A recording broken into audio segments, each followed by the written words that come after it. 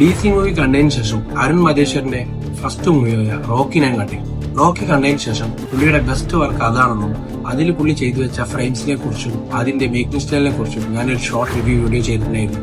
ആ വീഡിയോയുടെ comment section മുഴുവനും അരുൺ തന്നെ ചെയ്ത മറ്റൊരു മൂവിയായ സാനി കൈതം കണ്ടു നോക്കൂ എന്ന് പറയുന്നതായിരുന്നു മോസ്റ്റ്ലി കമന്റ്സ്. ആ കമന്റ്സ് ഒക്കെ കണ്ടപ്പോഴേ എനിക്ക് മനസ്സിലായി അരുൺ അതിൽ എന്തോ വലിയ സംഭവം ചെയ്തിട്ടുണ്ടായിരുന്നു. സോ ഹൈ എക്സ്പെക്ടേഷൻ വെച്ചായിരുന്നു സാനി കൈതം എന്ന് ഞാൻ കണ്ടത്. എന്റെ എക്സ്പെക്ടേഷനെക്കാളും എത്രയോ മുകളിലാണ് പുള്ളി ആ മൂവി ചെയ്തു വെച്ചിരിക്കുന്നത്.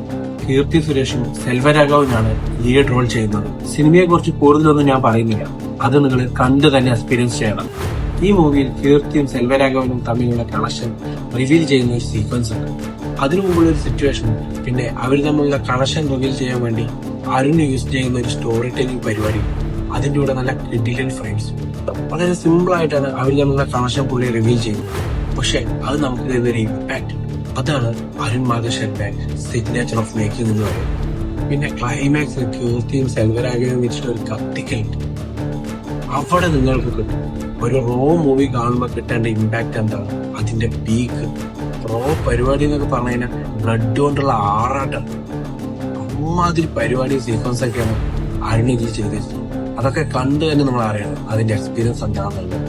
സോ ഇതുപോലത്തെ റോ ആയിട്ടുള്ള മൂവിയൊക്കെ ഇഷ്ടപ്പെടുന്ന ആളാണ് നിങ്ങളെങ്കിൽ മസ്റ്റ് വാച്ച് എന്ന് പറഞ്ഞു കഴിഞ്ഞാൽ മസ്റ്റ് വാച്ചാണ്. ഇവരുടെ കരിയർ ബെസ്റ്റ് മൂവി തന്നെ പറയാം. ശരിക്കും പെർഫെക്റ്റ് മേക്കിംഗ് ആണ് സാനി കൈതം എന്ന് പറയുന്നത്. അങ്ങനെ ഈ 4 മൂവീസും കണ്ടതിനെ തന്നെ അരുൺ മതേശ്വറിന്റെ കട്ട ഫാനായി. And waiting for his next movie FDFS. Thanks for watching.